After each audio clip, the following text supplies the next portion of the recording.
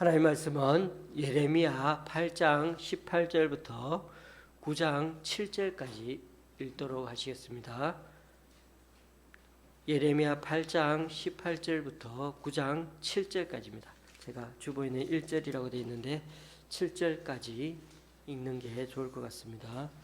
8장 18절부터 9장 7절까지입니다. 제가 가지고 있는 구약 성경은 1064쪽입니다.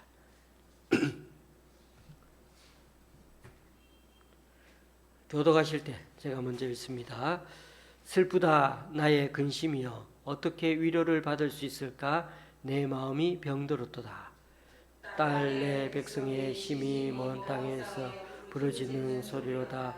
여호와께서 시온에 계시지 아니한가? 그의 왕이 그 가운데 계시지 아니한가? 그들이 어찌하여 그 조각한 신상과 이방의 헛된 것들로 나를 경노하게 하였는고 하시니 추수할 때가 지나고 여름이 다하였으나 우리는 구원을 얻지 못한다 하는도다. 딸 내 백성이 상하였으므로 나도 상하여 슬퍼하며 놀라움에 잡혔도다. 길라앗에는 유향이 있지 아니한가? 그곳에는 의사가 있지 아니한가? 딸 내 백성이 치료를 받지 못하면 어찌 됨인고? 어찌하면 내 머리는 물이 되고 내 눈은 눈물 근원이 될고 하나님을 죽임을 당한 내 딸 주야로 울리로다. 내가 광야에서 나그네가 머무를 곳을 얻는다면 내 백성을 떠나 가리니 그들은 다 간음하는 자요 반역한 자의 무리가 됨이로다.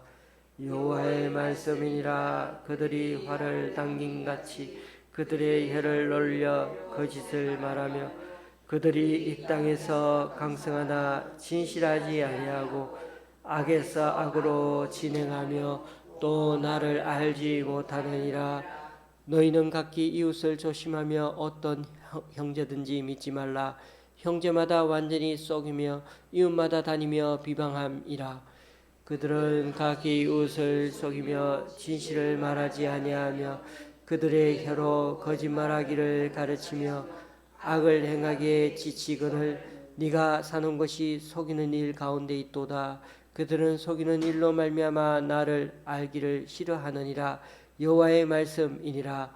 그러므로 만군의 여호와께서 이와 같이 말씀하시되 보라 내가 내 딸 백성을 어떻게 처치할꼬 그들을 녹이고 연단하리라. 아멘.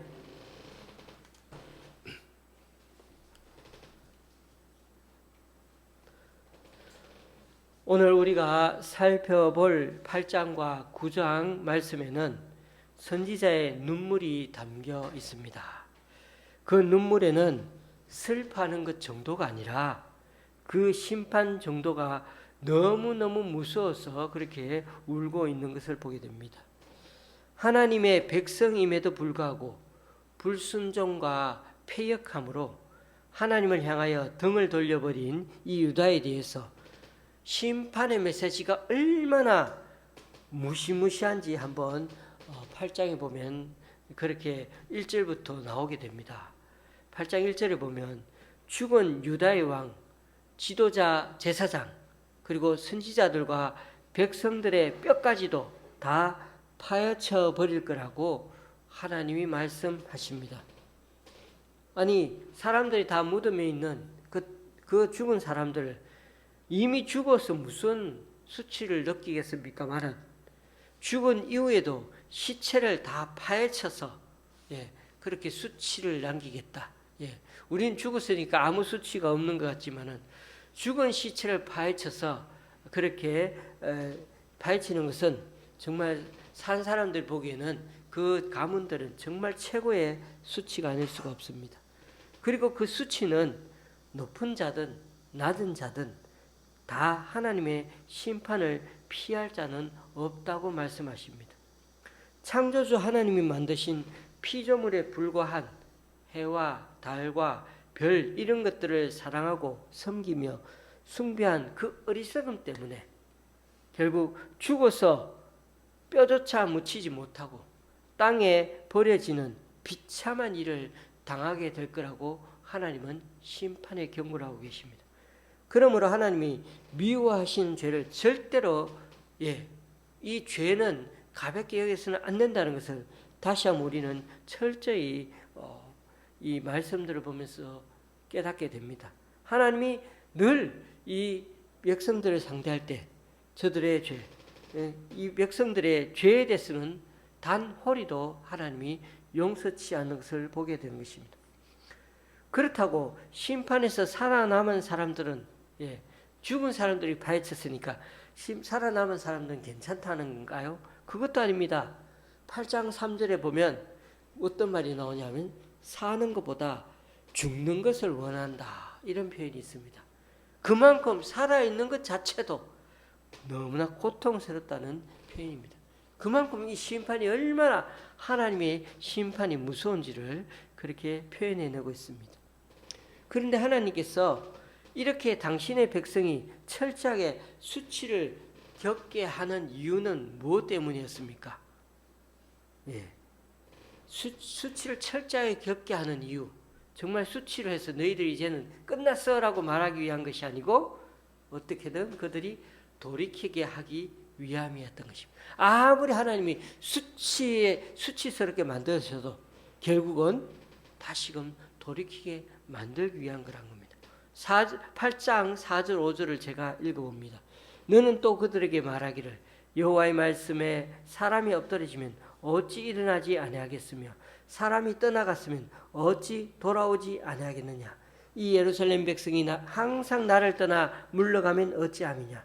그들이 거짓을 고집하고 돌아오기를 거절하도다. 제가 말씀드렸죠. 예레미야 말씀에는 두 단어가 많이 나온다고요. 기억나십니까? 수치라는 말과 돌아오라는 말. 유다 사람들은 아직도 죄를 죄로 느끼지 못하고 있는 것이 문제입니다. 그래서 하나님은 이들에게 너무나 가혹한 심판을 내리시면서 이들이 수치를 제발 좀 느꼈으면 좋겠다고 그렇게 말씀하고 있지 않습니까? 그러면서 그 가혹한 심판, 자기들이 뼈 조각도 제대로 찾지 못하고 그렇게 다 수치를 느낄 정도로 했는데도 그 수치는 느끼면서 죄에 대한 수치는 못 느끼고 있지 않습니까? 그러면서 그 가혹한 심판, 시체를 꺼내 수치스럽게 만들고 살아있는 사람도 살아있는 게 그조차도 너무나 고통스러워서 죽은 사람들을 보고 부러워할 정도로 그렇게 수치를 당하게 하시는 그 하나님, 이 정도면 하나님이 유다 백성을 사실 버린 게 맞다고 해도 될 텐데, 그죠? 그러나 그렇지가 않다는 것입니다. 그렇게 수치를 최대한 주고 있는데도 말입니다. 하나님은 주의 백성에게 여전히 하나님께 돌이키도록 기회를 주고 계십니다. 조금 전에 4절 5절 읽었는데 거기서도 돌아온다는 말이 돌아오지 않는다, 돌아오지 않고 뭐 하느냐, 뭐 이렇게 두 번이나 얘기하고 있지 않습니까? 그러므로 지금 앞으로 이런 엄청난 심판이 코앞에 있다고 선지자를 통해 수도 없이 말하는 그 자체가 계속해서 심판하겠다고 엄청나게 심판하겠다고 말씀하시는 이 자체가 하나님이 이들을 포기하지 않으시기 때문에 계속해서 심판하겠다고, 그냥 심판해버리지, 그렇죠? 계속 포기하지 않으셨다는 의미를 주는 것입니다. 제가 그랬죠. 돌아오라는 말이 예레미야 선지서에 아주 많이 나온다고요. 정말 많이 나옵니다. 한 몇 번 정도 나올 것 같습니까? 제가 히브리어 성경을 직접 찾아보지는 않았지만은,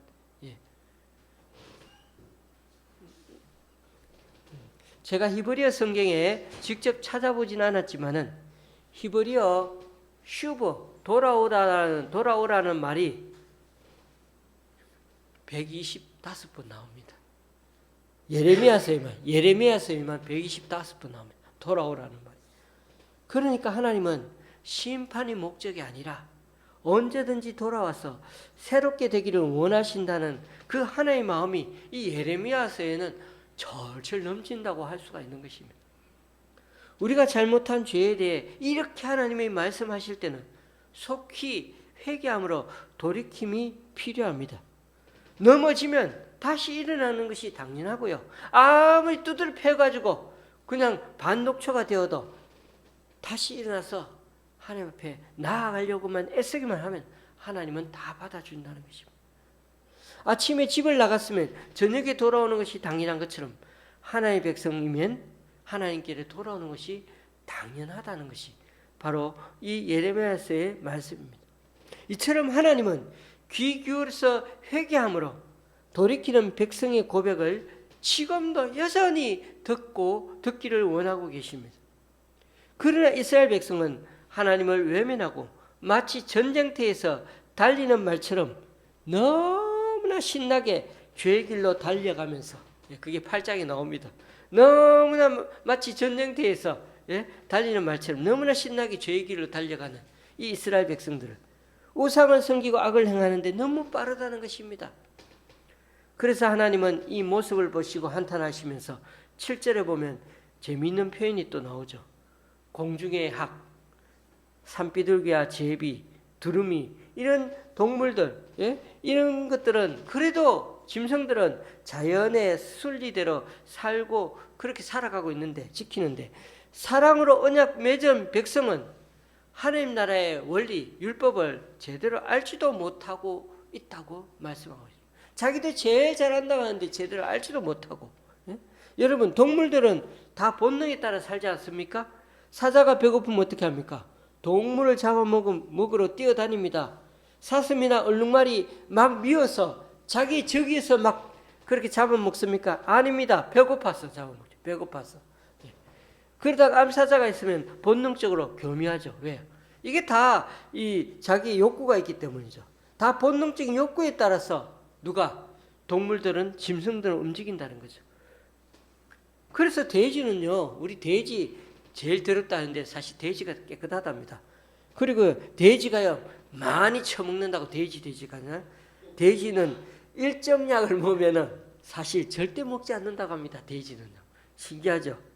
그래서 돼지는 배탈이 나지 않는다고 합니다. 그런데 사람들은 허리띠 딱 쪼르면서, 허리띠를 끌고 소화제를 먹으면서까지 막 음식을 많이 먹습니다. 그런데 우리는 많이 먹는 것을 빗대어서 뭐라고 합니까? 돼지처럼 먹는다. 그런데 우리는 사실 잘 따져보면 짐승만도 못하고 돼지만도 못할 때가 많이 있다는 것입니다. 우리가 죄 짓는 것도 마찬가지입니다. 어떻게 보면 그걸 지금 하나님이 빗대어서 말씀하고 있지 않습니까? 단지 자신들이 율법을 가지고 있다는 그 자부심만으로 스스로 지혜롭다 여기고 잘못된 말씀 해석을 해버립니다. 그리고 그것을 가지고 무기로 사용해서 자기의 죄는 미화시켜서 죄가 아니라 그러면서 남들은 죄라고 크게 부풀려서 정죄하기 쉽습니다. 그래서 백성들의 죄악을 정당화해주고 또 이 말씀을 사용해서 욕심대로 막 그렇게 살아가는 모습들을 봅니다. 이런 태도가 하나님의 말씀을 우습게 여기는 모습인 것입니다. 하나님의 지혜의 말씀을 버리는 자, 지키지 않고 이용하고 버리는 자는 어리석은 가운데 결국은 끝까지 거할 수밖에 없는 것입니다. 하나님의 말씀을 지키고 순종하는 자에게는 놀라운 하나님의 지혜가 그대로 임해서 그 삶이 형통하게 되는 것이죠. 이런 태도가 8절에 말하는 서기관의 거짓 붓세에 대한 경고입니다. 서기관은 율법의 문서를 정리하고 해석하는 역할을 하고 또 그 율법을 잘 다른 사람들에게, 백성들에게 전수해 줘야 하는 그런 사람입니다. 물론 서기관들만 여기서 말하는 그런 의미가 아니라 당시 영적 지도자들을 일컬었을 때 이 서기관의 붓이라고 말하시죠. 결국 영적 지도자들인 제사장들, 선지자들 그리고 왕까지 그들이 다 탐욕과 거짓을 행하고 백성의 아픔을 살피지는 못하고 거짓 평안만을 그들에게 계속 백성들에게 약속하고 전했기 때문에 백성들이 악에 대하여 결국 죄를 짓는 것에 대하여 어떻게 했다고요? 마음이 녹아져서 경계를 풀고 죄를 쉽게 죄라고 여기지 않고 죄를 짓게 만들었던 것입니다. 그러니 하나님의 말씀을 버린 자는 죄를 지어도 뭘 모를까요? 부끄러움을 알지 못하게 되었다. 수치를 알지 못하게 되었다. 이처럼 하나님의 말씀에 민감하지 못할 때는 결국 죄에 대해 둔감하게 됩니다. 이것이 큰 문제입니다. 하나님의 말씀에 민감하지 못하면 죄에 둔감하게 되어 있다는 것입니다. 하나님 말씀을 잘한다고 자부하면서 내 마음대로 말씀을 막 해석하고 나의 편의에 따라 말씀 사용하는 것을 하나님께서는 정말 싫어하신다는 것입니다. 무엇보다 하나님은 말씀에 대한 존경심을 갖고 겸허히 듣기를 원하십니다. 그리고 하나님과 이웃을 사랑하는 그런 순종의 삶을 실제로 살아가기를 원하고 계십니다. 8장 13절부터 또다시 하나님 심판이 또 예고되고 있습니다. 악과 거짓을 고집하고 회개하기를 거부하는 그 백성들에게 하나님은 어떤 심판을 주셨습니까? 농작물이 피해를 입을 거라고 하십니다. 포도나무와 무화과 나무는 팔레스타인 지역의 그 가나안 지역의 대표적인 농작물이었습니다. 이 나무들의 열매가 없다고 합니다.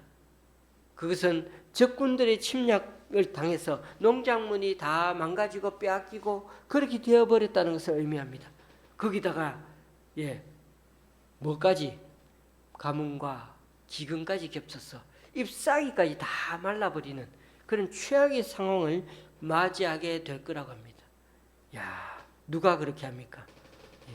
하나님의 손이 개입한다는. 자, 이렇게 눈앞에 어려움을 당하게 될 때 그 힘든 현실로 인해서 일단은 하나님을 찾게 되겠죠. 너무 힘드니까요. 왜요? 그래도 예전에 힘들 때 하나님을 찾아본 경험이 있으니까요. 그런 유다 사람들에게 마치 모태신앙인처럼 신앙에 틀어남아 있어서 힘들면 하나님을 찾아가긴 찾아갑니다. 찾기는 찾고 부르짖기는 부르짖는데 자신들의 잘못을 여전히 잘 깨닫지는 못합니다. 이게 하나님의 현실에 어려움을 주신 이유인데 그 이유는 모르고 그냥 이 어려움 형편 해결해 달라고만 그렇게 하나님께 부르짖는 것입니다. 그래서 하나님은 사랑하는 백성이 돌이키도록 여전히 직접 개입하십니다. 눈으로 보기에는 그런 일들이 역사적으로 바벨론 침략 사건이 나서 나라를 빼앗는 일이고 경제적으로 삶의 현실이 다 뭉개지고 어려워지고 고생하는 일들이고 그런 일들로 보이지만은 실제로는 이것이 뭐라고요? 하나님이 이스라엘 백성들을 개입하신 사실이란 것입니다. 그러므로 하나님께 잘못한 것을 깨달을 때야 우리는 하나님께로 돌이킬 수 있습니다.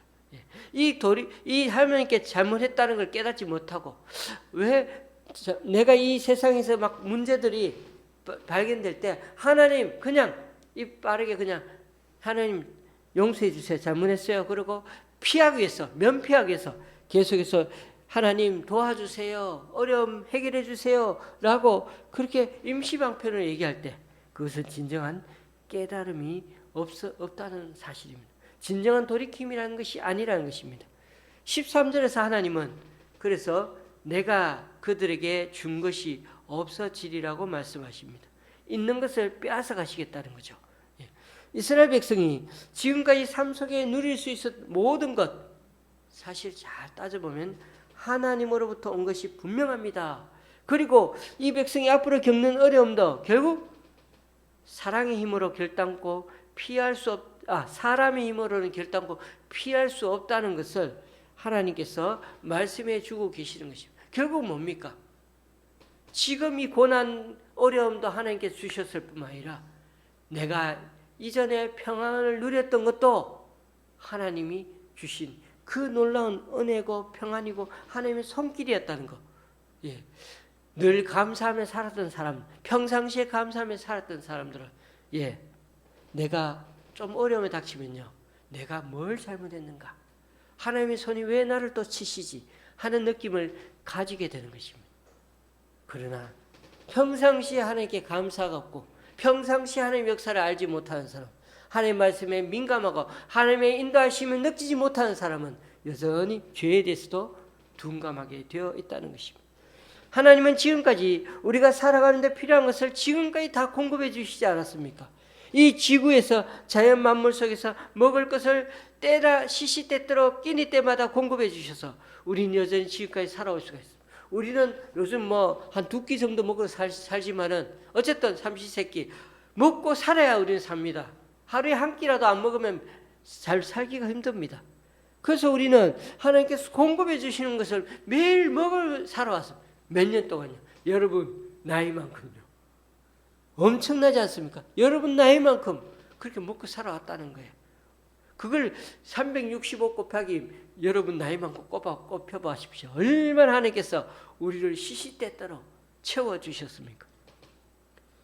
시장에 가면은 여름 과일 채소가 얼마나 많습니까? 저는 금요일마다 토요일날 요즘 복잡하기 때문에 그냥 금요일날 갑니다. 집사람하고. 금요일날 가면은 사시사철에 맞는 음식이 얼마나 많은지요. 요즘 좀 물가가 올랐습니다. 1,000원짜리, 2,000원짜리 다 있어요. 야, 정말 너무 놀랐습니다. 야. 우리가 밥 사 먹으면 막 요즘 10,000몇천 원인데 여기는 몇천 원짜리 그런 게 얼마나 많은지. 마음 먹으면 이리저리 구경하며 다닐 것도 많고, 예. 여러분 생각해 보시죠. 요즘 돈 조금만 들어도 우리 국내에 구경할 게 얼마나 많고, 예. 박물관이 얼마나 많습니까? 잘해놓은 것이 얼마나 많지. 무료로 구경할 것들이 너무나 많습니다. 예. 여러분 6, 70년대를 한번 생각해 보십시오. 지금 이 시대에 누리고 있는 생활이 6, 70년대 뭐 구경할 건 뭐 있어요? 예. 빨리 망망이 떠들면서 그렇게 어떻게든 죽자 사자 그 밖에서 빨래하며 살았던 그 인생이었는데 지금은 네, 딱 집으면 식기세척기에 딱 그냥 넣으면 다 돌지 않습니까? 저희가 우리가 주일만 되면 16인분, 17인분 밥을 먹지 않습니까? 뭐 조금 넉넉하게 하니까 20인분 정도 하지 않습니까? 식기가 나오죠. 그 어떻게 우리가 집사람은 제가 다 하겠습니까? 식기세척기가 있어. 그렇게 쉽게 되는 것입니다. 그만큼 요즘은 하나님 은혜가 이런 풍족하게 누리는 생활이 얼마나 어떻게 보면 개인적으로는 너무나 호화롭고 사치스럽다고 생각이 들 정도로 이 땅에서 풍족하게 누리며 지금 우리는 살아가고 있는지 모릅니다. 너무나 많은 걸 또 이 서울에는 너무나 쉽고 편해서 조금 덥다 그러면 시원한 거 금방 들어갈 수 있죠. 지하 들어갈 수 있죠. 너무 춥다 그러면 또 들어가면 따뜻한 데가 얼마나 많습니까? 시골에 가보십시오. 요즘도 시골에 가면 그게 그렇게 다니기가 너무 어렵습니다. 그런데 이런 많은 것들을 누리며 살고 있는 것들을 하나님이 한순간에 빼앗을 수 있다고 한번 생각해 보십시오. 요즘 순식간에 자연재해가 생기면 무섭습니다. 순식간에 날아갑니다. 요즘의 자연재해는 전부 대형 자연재해입니다. 났다 하면 터지면은 대형 자연재해입니다. 그래서 잘 살다가도 어느 날 어디에 놀러 갔는데 자식이 죽어버렸습니다. 한두 사람도 아니고 159명 죽었죠. 그렇게 생기발랄하고 눈에 넣어도 안 아픈 예쁜 딸이 또 늠름한 아들이 막 죽어서 남아있는 건 샌들과 구두와 가방 하나 달랑 남기고 다들 죽었습니다. 그 순간 부모는 애들이 전부 다 커가지고 잘 살고 있는데 그 아이들의 그 소지품을 들고 얼마나 붙잡고 아마 모든 걸 잃은 거나 마찬가지였을 것입니다. 교우님들, 지금 우리가 가지고 있는 게 사실 잘 따져보면 다 우리 것이 아닙니다. 언젠가는 다 놔두고 가야 할 때가 있습니다. 내가 그들에게 준 것이 없어지리라. 내가 그들에게 준 것이 없어지리라. 그러므로 눈에 보이는 포도와 무화과 열매가 없는 것에 너무 슬퍼하고 절망할 때가 아니라 그런 거가 문제가 아니라 죄에 대해 심판하시는 하나님께로 빨리 돌이켜서 없어지고 무너지고 잃어버린 거 그것에 신경 쓰는 그것도 중요하지만 그보다도 죄에 대해서 심판하실 그 하나님께 민감히 돌이켜서 먼저 누구와 하나님과 관계 회복을 해야 한다는 것입니다. 이것이 하나님께로 백성이 돌아오게 하시는 하나님의 전략이고 하나님의 뜻인 것입니다. 아마 선지서 중에서도 제일 인기가 없는 선지서 예레미야라고 말씀드렸죠. 너무나 많이도 계속 유다 백성을 꾸짖고 분노에 찬 하나님의 심판만 말하고 있기 때문에 사실 저까지도 이 선지서를 읽으면 많이 겁나고 그렇습니다. 우리 정동원 집사님이 참 이 아침에 큐티를 읽는 거를 몇 번씩 읽으면서 참 은혜가 된대요. 그런데 본인이 성경 읽으면 예레미야서 읽으면 너무 재미없대요. 너무 말씀이 막 계속 그렇게 말씀하니까 심판만 하니까 그래서 제가 정리해 준 말씀을 계속 읽어본다고 하는데 어쨌든 그런 점에서 예레미야 선지자는 아마 선지자들 중에 가장 고생을 한 선지자였을 것입니다. 아니 똑같은 말처럼 그렇게 계속해서 심판한다 경고하고 또 강하게 계속 심판의 메시지를 듣기만 하는 이 백성들은 얼마나 정말 저놈의 자식 그러면서 예레미야를 싫어했겠습니까? 좋은 소리도 한두 번이지 정말 귀가 따갑도록 들으니까. 그래서 예레미야는 말씀을 전하는 가운데 온갖 수모를 당하며 전해야 했습니다. 다른 선지자들은 백성들이 듣기 좋은 말만 해가지고 대접을 잘 받은 것과는 달리 예레미야는 끝까지 고집부려가지고 진실한 선지자 노릇하다가 결국 붙잡혀가기도 하고 땅굴에 갇히기도 하고 매를 맞기도 했습니다. 그리고 유다가 망했을 때도 애굽으로 이방 땅이 결국 피난간 무리들이 그냥 안 놔두고 자기네들만 피난 안 가고 예레미야를 악착같이 끌고 가 같이 고생하면서 결국 거기서 이방 땅에서 비참하게 최후를 맞이하게 된 인간이 그 선지자가 비운의 삶을 산 사람이 예레미야입니다. 예레미야는 고생만 많이 한 게 아니라 눈물도 참 많이 흘렸다고 했죠. 그냥 감정이 풍부해서 눈물의 선지자가 아니라 하나님의 슬픔을 고스란히 간직한 선지자에서 눈물의 선지자라고 말합니다. 9장 1절이 그 대표적인 말씀이죠. 어찌하면 내 머리는 물이 되고 내 눈은 눈물 근원이 될고. 근원이라 말은 물이 끊이지 않고 샘터같이 계속 풍풍풍 흘러나오는 모양을 나타냅니다.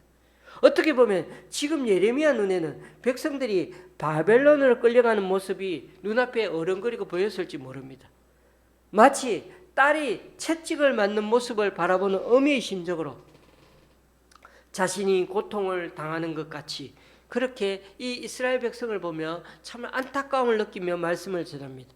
그러니까 예레미야는 하나님의 분노에 찬 그 모습도 한편을 가지고 있지만은 그래서 아주 냉정하게 때로는 심판을 선포하기도 하지만 그처럼 또 한때는 어떻게 해요?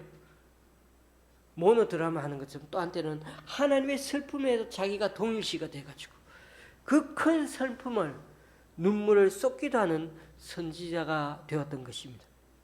보통 선지자들은 어떻습니까? 한번 돌아보십시오. 범죄한 백성 앞에 탁 서가지고 굳건히 서가지고 죄를 지적하고 경고하는 그 하나님의 대변자 역할을 하는 게 대부분이었습니다. 그러나 예레미야는 하나님의 분노와 심판만 전한 것이 아니라 하나님의 큰 슬픔 또한 간직한 선지자였다는 점이 다른 선지자와 달랐다는 것입니다. 그러니까 계속 죄를 지적하고 분노를 표출하고 있는데도 심판을 외치고 있는데도 그와 더불어 선지자가 눈물로 말하고 있었습니다. 눈을 펑펑 내면서 하나님의 분노와 심판을 내세우면서도 눈물을 흘렸다는 것은 결국 궁극적으로는 이 하나님의 심판과 분노는 다 어디서 나왔다고요? 하나님의 사랑에서 나온 것임을 보여주고 있는 것입니다. 교우님들, 눈물도 우리에게는 소중한 교훈의 메시지입니다. 제가 예레미야서를 읽을 때 부모의 심정을 읽으라고 늘 말씀하지 않았습니까? 안 그러면 너무나 길고 긴 이 심판의 메시지 식상해지기 쉽습니다. 또 이거 또 나오네 이렇게 읽거든요. 그런데 우리 부모님 혼낼 때 때로는 어떻게 합니까? 말로 합니다. 때로는 화를 내고 고함도 막 지릅니다. 나중엔 때리고 내쫓고 다 하죠. 강약 조절도 있고 막 다 합니다. 이 오늘 예레미야서도 그런 부모님의 심정을 보면은 이 말의 표현이 좀씩 다른데 그 부모님이 자녀를 대하는 태도가 같다는 것입니다. 그런데 우리 부모님이 혼내실 때 가장 우리 자식이 편에서 가장 무서운 게 뭔지 아십니까? 바로 눈물을 흘리는 부모님입니다. 그런 점에서 부모님이 눈물을 흘린다는 것은 협박일 수가 있습니다. 우리 부모님이 울면서 얘기하면 그때는 사실 두 손 두 발 드는 것입니다. 차라리 한 방 맞고 말지.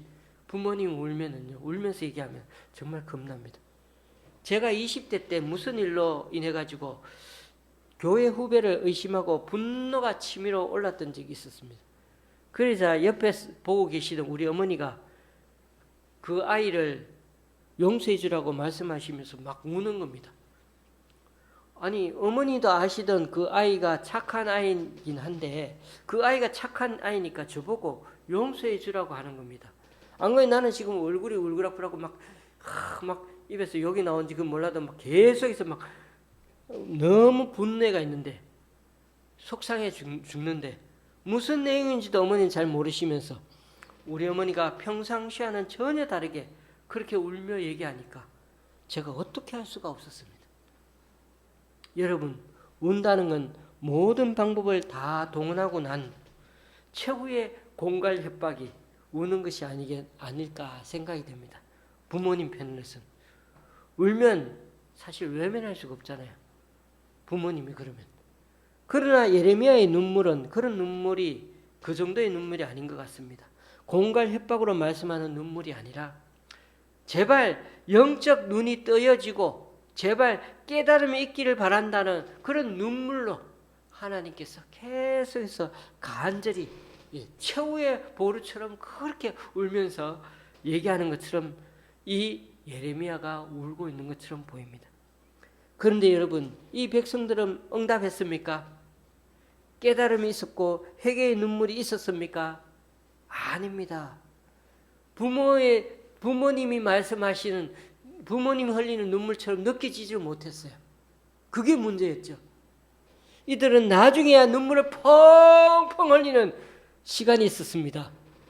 전에도 말씀드렸지만 시편 137편 1절 우리가 바벨론의 여러 강변 거기에 앉아서 시온을 기억하며 울었도다.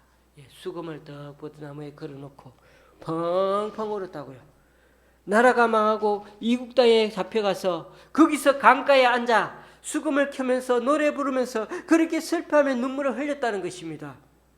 여러분, 예레미야의 이 눈물의 가치가 아주 시간이 흘렀어야 진정 가치가 있게 된 것입니다. 그제야 아수르에 붙잡혀 갔고 북이스라엘이 남유다가 바벨론에 붙잡혀 갔어야 왜 우리가 율법도 있었고 성전도 있었는데 왜 그렇게 이방 땅에 끌려가고 패하게 되었는지를 곰곰이 그제서야 거기 가가지고 돌아보게 돼. 그때까지는 자신들 하나님을 잘 믿고 있다고 생각했던 것이죠. 자신들의 역사를 곰곰이 되돌아보면서 하나님은 힘이 없어서 자신들이 패하게 하신 게 아니가 나 자신들이 신실하지 못하고 우리 조상들이 신실하지 못해서 하나님께 범죄해서 그랬다는 것을 그제야 깨달으면서 참회의 눈물을 흘리게 되었던 것입니다. 그제야 하나님이 이스라엘 그 예레미야가 눈물로서 전하던 그 말씀들이 하나님이 눈물로서 간절히 부모의 심정을 전했다는 것을 조금씩 깨닫게 되었다는 것입니다. 유다 백성들이 참회하는데 걸린 세월이 70년이나 그 이상 오래 걸렸다는 것입니다. 오늘 우리가 읽지는 않았지만 9장 7절 말씀, 오늘 우리가 읽었지만은, 제가 읽었습니다. 우리 같이 읽으면서, 9장 7절 말씀을 읽으면서 하나님의 심정을 제가 다시 한 번 더 제가 말씀드립니다. 그러므로 만군의 여호와께서 이와 같이 말씀하시되, 보라, 내가 내 딸 백성을 어떻게 처치할고 그들을 녹이고 연단하리라. 우리는 예레미야 말씀을 읽을 때 심판하시는 하나님, 그러면서도 다시 시작하시려는 그 하나님을 다 같이 만나게 됩니다. 1장에서는 그것들을 뽑고 파괴하며 또 파멸하고 넘어뜨리며 건설하고 심게 하겠다고 말씀하셨고 3장 4장에서는 수치를 느끼고 제발 돌아오라고 말씀하셨습니다. 항상 하나님은 심판하시면서 다시금 손을 내미십니다. 또 오늘 9장에서는 그들을 녹이고 연단하겠다고 말씀하십니다. 녹이고 연단하겠다고 하시면서 나라를 통째로 이방의 속국이 되게 하신 그 하나님이시니 얼마나 무섭습니까? 녹이고 연단하는 정도가 어떻다고요? 나라를 이방의 속국이 되게 만드는 게 녹이고 연단하는 정도. 얼마나 무섭습니까? 그래도 하나님은 뭐라고 부릅니까? 이스라엘 향해 내 딸 백성이라고 말씀하지 않습니까? 내 딸 백성. 결코 하나님은 이 이스라엘을 이방 땅에 70년에 넘겨줬어도 결코 하나님은 내 딸이란 걸 포기하지 않았습니다. 내 백성이란 걸 포기하지 않으셨습니다. 하나님은 하나님의 백성을 새롭게 하시기 위해 대장장이가 금속을 재련하는 것처럼 당신의 백성을 다루실 거라고 말씀하셨습니다. 재련소의 대장장이는 새로운 제품을 만들기 위해 금속을 용광로와 같은 아주 뜨거운 도가니에 넣어 녹이고 단련합니다. 하나님은 바벨론 침공이라는 그 심판을 통해 백성들의 우상 숭배와 거짓, 불순종과 악을 행하는 것과 같은 이 이스라엘에 있는 그 모든 불순물을 다 제거해 버리려고 하십니다. 이것은 이스라엘의 신앙의 순수함을 다시 한번 회복하기 원하시는 하나님의 결정이었던 것입니다. 자, 여러분, 저와 여러분에게도 이런 바벨론의 침략같이 이런 인생의 말로 다 할 수 없는 외부의 풍파와 고초를 경험한 적이 우리에게 경험한 적은 없습니까? 사람들마다 만나가 조금씩 친해지면, 그래서 우리가 얘기할 분위기가 되면 입에서 나오는 얘기들을, 과거 얘기들을 쭉 들어보면은 어느 누구나 사람들 보면 큰 폭풍 속에서 우리 인생의 배가 한 번씩은 두세 번씩은 아닌데 어떤 사람은 여러 번 뒤집어질 뻔한 일들이 다들 많이 있습니다. 그 과거에 그런 사람들이 참 많죠. 그런데 지금은 우리는 어떻습니까? 지금도 우리들 인생이 좀 잠잠한 편에 속합니까? 아니면 가정사 문제나 사람과의 관계 문제나 또 여러 일련의 문제로 여전히 큰 기도 제목 중에 있습니까? 지금 우리에게 다가오는 시련과 고통, 시험과 어려움이 우리 속에 있는 우리 자신의 불순물을 제거하시려는 하나님의 손길인지를 되돌아볼 수 있어야겠습니다. 이걸 주님 앞에 잘 분별해낸 것이 참 중요합니다. 왜요? 이스라엘 백성들은 이게 잘 안 돼가지고 참 오래 고생했거든요. 내게서 뭘 도려내고 바꾸시기 원하시는지 그걸 찾아내야 되는데, 이스라엘 백성들은 너무나 착해가 우리는 하나님을 잘 믿었는데 왜 하나님이 우리에게 어려움 주셨지? 라고 잘못 생각했다는 것입니다. 부디 유다 백성처럼 바벨론 침략을 당해 나라를 잃으면서도 왜 이런 일이 닥치는지 깨닫지 못하는 인생을 살지 않기를 원합니다. 백성들 중에는 이런 고난들이 다가온다고 하니까 자신들이 요새로 삼은 성읍으로 도망가서 자기들만 살려고 바둥거리는 사람들까지 있었습니다. 그들은 자신들의 죄로 인해 가지고 이런 쓰디쓴 담즙을 마시는 것 같은 그런 고통, 그런 전쟁을 겪는 것을 알면서도, 죄 때문에 그렇다는 걸 알면서도 하나님께 돌아오기는커녕 어떻게든 인간적인 방법을 동원해서 이것을 모면해보고 피해보려고 하는 것이 가장 우선적이고, 그것을 피하면 다시금 도루묵이 되어갔던 것입니다. 그러므로 교우님들, 우리 인생사의 여러 사건 사고가 하나님의 개입하시는 손길이라고 느낄 때, 그때 하나님께로 돌이켜야 평안과 치료의 은혜를 받을 수가 있는 것입니다. 유다를 심판하심은 죄에 대한 징계가 목적이 아니었습니다. 시련을 통해 불순물은 제거되고 정결하고 거룩해져서 하나님 백성답게 살게 해주시는 그 하나님 사랑의 또 다른 대안이 바로 하나님의 징계요 심판이고 또 하나님이 개입하시는 손길이었던 것입니다. 말씀을 맺습니다. 8장 말씀에도 하나님의 심판 메시지는 얼마나 무서웠는지 모릅니다. 높은 자든 낮은 자든 관계없이 시체까지 수치를 당하게 할 것이라고 하셨습니다. 산 자도 죽은 자가 부러울 정도로 고초를 겪게 할 거라고 하셨습니다. 수치와 고통을 겪게 되더라도 그래도 하나님은 예레미야를 통해 그들에게 125번이나 돌아오라고 말씀하고 계십니다.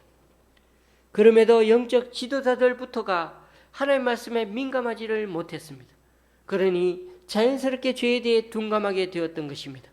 그들은 하나님 말씀을 잘 안다고 자부하면서 오히려 자기 마음대로 말씀을 해석하고 적용하는 바람에 늘 백성들이 듣고 싶어하는 말만 해주고 안일하게 처신해버렸기에 하나님의 진심과는 더더욱 멀어지게 되었던 것입니다.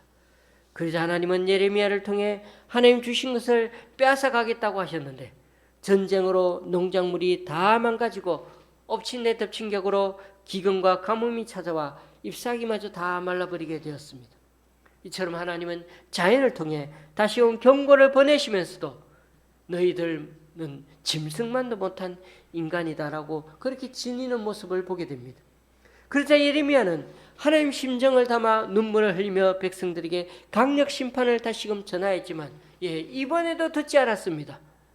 이들은 오랜 세월이 흘렀어야 하나님의 슬픔을 담은 그 예레미야의 눈물처럼 그제서야 이방 땅에 갔어야 자신들의 역사를 곰곰이 되돌아보고서야 하나님은 힘이 없어서 자신들을 속국이 되게 한 게 아니라 자신들이 신실하지 못하고 하나님께 범죄해서 그랬다는 것을 겨우 깨달으면서 강가에서 참회의 눈물을 흘리게 되었던 것입니다. 그러므로 하나님이 우리를 녹이고 연단하겠다 하실 때 우리 자신을 점검하는 것을 잊지 말아야 하겠습니다. 주의 백성이라 함은 무엇보다 죄와 악으로부터 구별된 삶을 살아야 합니다. 때로는 슬퍼하며 훈계하는 부모님처럼 우리에게 오늘도 들려주시는 그 주님의 음성을 잘 분별해서 아무리 하나님께서 험한 말씀처럼 하는 것 같아도 우리를 생각하고 자식을 생각하면서 말씀하시는 것으로 늘 하나님의 음성을 잘 분별하여 주님의 자녀답게 앞으로는 그 말씀대로 순종하며 살아가는 우리 모두가 될 수 있기를 주님의 이름으로 축원합니다. 기도하시겠습니다. 오늘도 주님의 말씀 앞에 겸손해지기 원합니다. 하나님의 말씀을 좀 안다고 교만하지 않게 하시고 나의 잘못을 정당화하는 것에다가 말씀을 사용하는 죄를 범치 않게 하여 주옵소서. 오늘도 주님의 말씀에 귀 기울여 내 뜻이 아니라 하나님 뜻을 이루어가는 자가 되게 하여 주소서. 때로 우리 인생 가운데 힘든 여정을 만나고 고초도 겪게 되더라도 때로 이것이 하나님이 개입하시는 손길임을 잘 분별하기 원하오니 녹이고 단련하여 우리를 정결하고 새롭게 할 줄 믿고 주님께 빨리 돌이키는 우리 모두가 되게 하여 주옵소서. 예수님의 이름으로 기도드리며 이제 우리 모두 주님께서 가르치신 기도를 한 목소리로 함께 기도하오니 하늘에 계신 우리 아버지여 이름이 거룩히 여김을 받으시오며 나라의 임하옵시며 뜻이 하늘에서 이룬 것 같이 땅에서도 이루어지이다. 오늘날 우리에게 일용할 양식을 주옵시고 우리가 우리에게 죄 지은 자를 사하여 준 것 같이 우리 죄를 사하여 주옵시고 우리를 시험에 들게 하지 마옵시고 다만 악에서 구하옵소서. 대개 나라와 권세와 영광이 아버지께 영원히 쌓옵나이다. 아멘.